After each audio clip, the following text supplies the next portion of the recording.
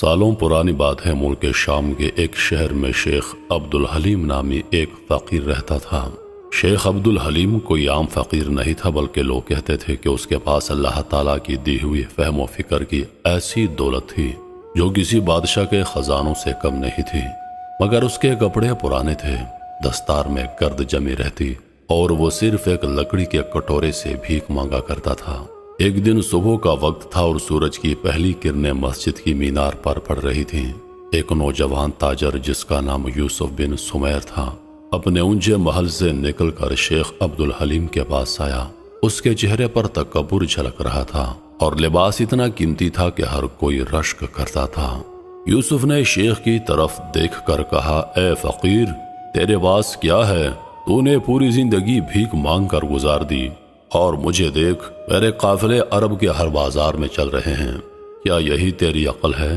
شیخ مسکرایا اور بولا، بیٹا، تو نے اپنی قسمت کو دولت سمجھ لیا ہے، مگر یاد رکھ، عقل جب تک قسمت سے آگے نہیں چلتی تب تک زندگی کا اصل مقصد ادھورا رہتا ہے۔ یوسف ہنس پڑا اور کہا، چلو فقیر، اگر تیری عقل اتنی بڑی ہے تو میرے ساتھ چل، میں تجھے ایک امتحان میں ڈالوں گا، اگر تو پاس ہو گیا تو میں تیرا مرید بن جاؤں گا، ورنہ تجھے اس شہر سے نکلنا ہوگا۔ شیخ نے آنکھیں بند کی اور بس اتنا کہا جو اللہ کو منظور ہے۔ اگلی صبح یوسف نے شیخ کو اپنے عالیشان محل میں لے جا کر ایک کمرہ دکھایا جس میں 3 دروازے تھے۔ ایک دروازے پر تالے لگے تھے اور ان کے اوپر نقشے اور علامات بنی تھیں۔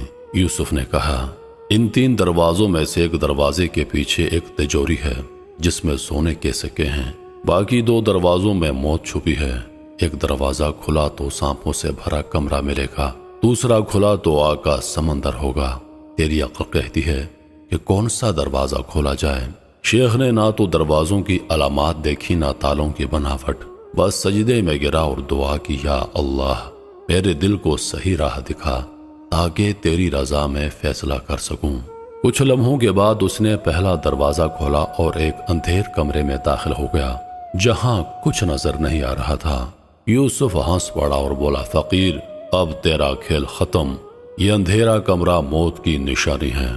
مگر تب شیخ نے اپنی لکڑی زمین پر ماری اور ایک نکتہ کہا، جہاں اندھیرا ہوتا ہے وہیں سے روشنی کی شروعات ہوتی ہے۔ کمرے کے اندر ایک روشن دان کھلا اور ایک چھپی ہوئی تجوری نظر آئی۔ جب تجوری کھولی گئی تو اس میں واقعی سونے کے سکے تھے، مگر ساتھ ہی ایک کاغذ بھی رکھا تھا جس پر لکھا ہوا تھا، عقل سے کام لینے والا کبھی خالی ہاتھ نہیں لوٹتا۔ اس جملے کے بعد یوسف کا چہرہ اتر گیا۔ اس نے پہلی بار محسوس کیا کہ اس کی دولت اور تجارت شیخ کی حکمت کے سامنے کچھ بھی نہیں ہے، مگر غرور جلد نہیں جاتا۔ اس نے سوچا کہ اب ایک اور امتحان لیا جائے، ایسا امتحان جو فقیر کو اس کے حال پر چھوڑ دے۔ اس بار یوسف نے شیخ کو شہر کے باہر ایک ویران علاقے میں لے جا کر چھوڑ دیا اور کہا، یہاں صرف ایک کنواں ہے، نہ کھانا، نہ پانی، نہ آدمی۔ اگر تو واقعی عقل والا ہے تو 3 دن میں اس ویرانے سے نکل کر واپس شہر آ جانا، ورنہ میں سمجھ لوں گا کہ تیری عقل فریب تھی۔ شیخ نے کوئی جواب نہیں دیا، بس اپنی چپل اتار دی، زمین پر بیٹھ گیا اور کہا، جو اللہ چاہے گا وہی ہوگا۔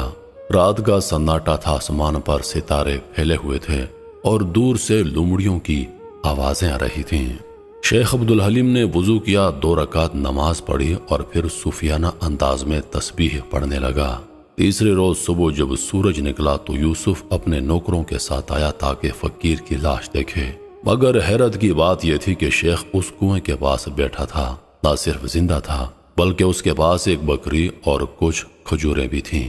یوسف نے شیخ سے پوچھا، یہ کیسے ممکن ہے؟ شیخ نے مسکرا کر جواب دیا، قسمت اس پر مسکراتی ہے جو اللہ کی راہ میں صبر کرتا ہے۔ ایک راہگیر جو راستہ بھٹک گیا تھا مجھے دیکھ کر رکا اور مجھ سے دعا مانگی، میں نے اسے راستہ بتایا اور بدلے میں وہ مجھے یہ بکری اور کھجوریں دے گیا۔ پہلے امتحان میں شیخ کی عقل نے اسے کامیاب کیا اور دوسرے امتحان میں اس کے صبر اور توکل نے۔ یوسف اندر ہی اندر ٹوٹنے لگا، مگر اس نے ابھی بھی ہار نہیں مانی۔ یوسف اب اس بات کو کسی طرح ہضم نہیں کر پا رہا تھا کہ ایک فقیر جس کے پاس نہ دولت ہے، نہ تجارت، نہ خادم، وہ کیسے عقل مند ہو سکتا ہے۔ لیکن ایک بات وہ بھول گیا تھا کہ عقل صرف کتابوں اور سودوں میں نہیں، دل کی روشنی اور تکول میں بھی ہوتی ہے۔ ایک رات اپنے محل کی چھت پر بیٹھا یوسف اپنے وزیر سے کہتا ہے، اس فقیر نے میری ناک کٹوا دی ہے، لوگ اب مجھے نہیں اسے حکمت والا سمجھنے لگے ہیں، میں اسے ایسا امتحان دوں گا جہاں نہ عقل کام آئے گی نہ قسمت، صرف چالاکی اور فریب چلے گا۔ وزیر نے آنکھیں جھکائیں اور کہا، مگر حضور اگر وہ واقعی اللہ کا بندہ ہے تو ظلم کی ہر چال الٹی پڑ سکتی ہے۔ یوسف نے کہا، اب وہ فقیر شہر کے سامنے میری عزت کا سوال بن چکا ہے، اب یا میں رہوں گا یا وہ۔ یوسف نے شہر میں اعلان کروا دیا کہ ایک تاجر کو سفر ہند پر روانہ ہونا ہے، جو بہت اہم تجارتی معاہدہ ہے۔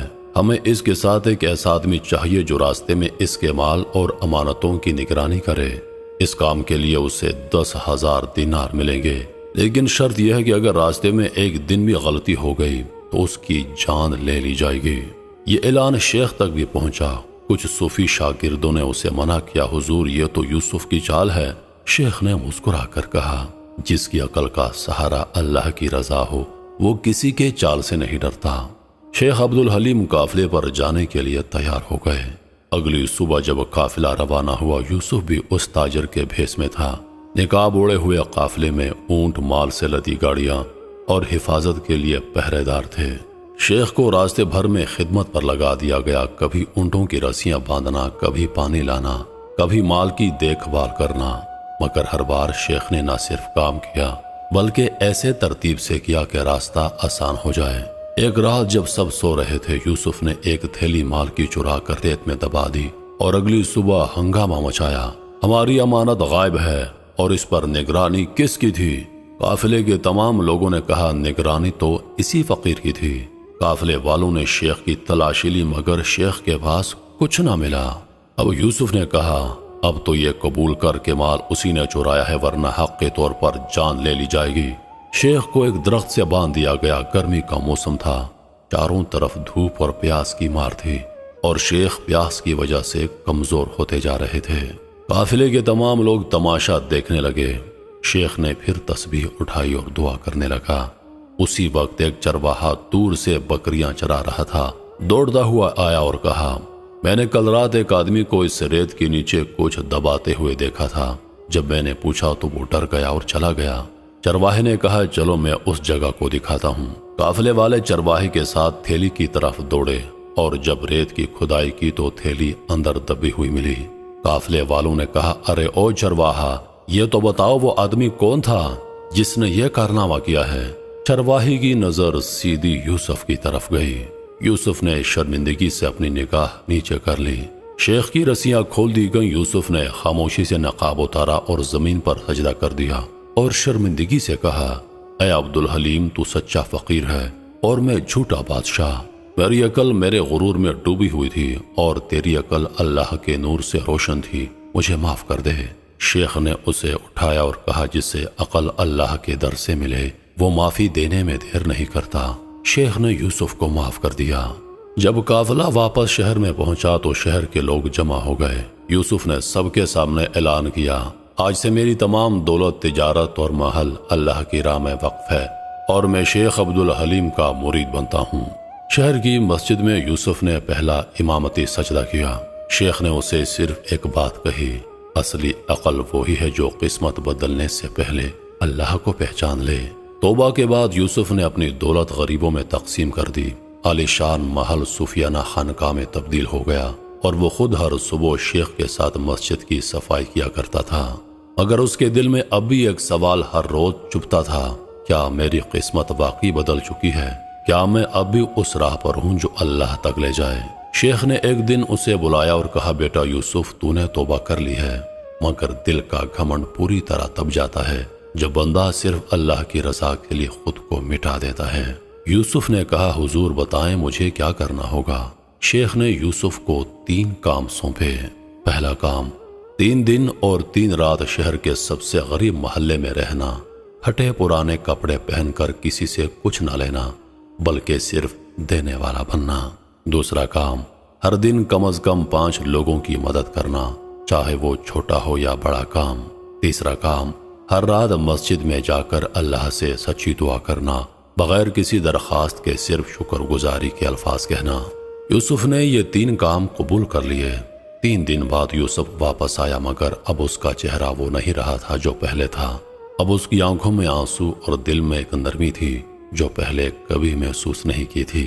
شیخ نے کہا، یہی اصلی عقل ہے جو دل کو روشن کرتی ہے اور قسمت کو بدل دیتی ہے۔